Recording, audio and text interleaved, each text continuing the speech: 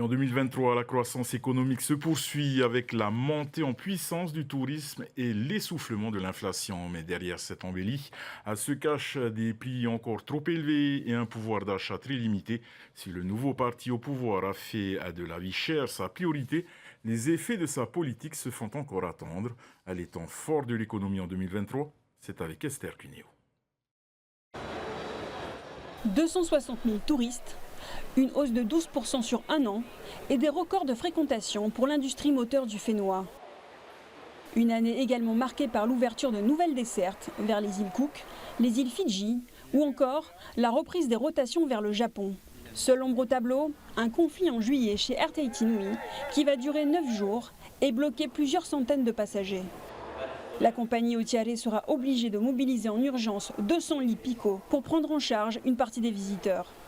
Pas de quoi interrompre pour autant le boom du secteur. Dans cet élan, le PIB retrouve son niveau d'avant-crise, la masse salariale augmente et les recettes fiscales affluent. Aujourd'hui, l'équilibre, il existe au regard du nombre de travailleurs. Cette année, l'équilibre existe. C'est le plus haut taux qu'on ait jamais eu depuis 2008. On ne dit pas qu'on est au plein emploi, c'est pas du tout ça, mais on a vraiment des taux de cotisation et des taux de rendement de cotisation qui étaient plus important que ce qui était prévu en début d'année. De quoi conforter la décision du gouvernement, celle de compenser sur fonds propres la suppression de la TVA sociale dès le 1er octobre.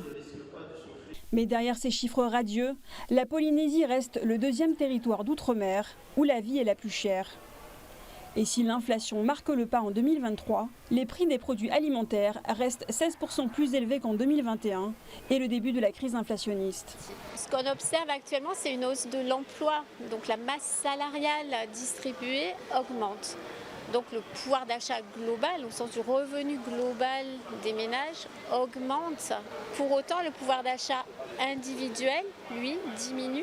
En moyenne, par salarié, le pouvoir d'achat diminue parce que les prix augmentent plus vite que les salaires. En parallèle, les taux d'intérêt atteignent 4 à 4,5%. Des taux assez dissuasifs pour faire plonger de 40% la production de crédit des banques. Ce coût de la construction qui a bondi ces 6-9 derniers mois, associé à la hausse des taux, aujourd'hui il y a consensus pour dire qu'il a réduit le pouvoir d'achat immobilier des consommateurs entre 20 et 25%, ce qui est important. À cela s'ajoute le ralentissement des grands projets.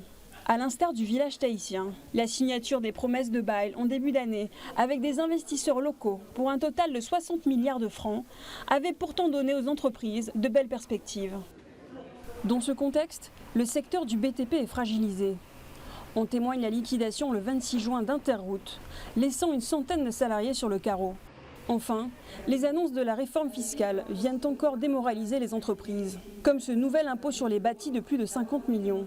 Prises au dépourvu, les organisations patronales montent au créneau et dénoncent une rupture de confiance. Les entreprises en Polynésie, c'est 30 000 patentés, 30 000 entreprises, mais derrière, ce sont que des petites entreprises, bien souvent à moins de 5 salariés. Et celles-là n'auront pas les moyens de pouvoir payer la taxation, par exemple, sur le bâti à plus de 50 millions.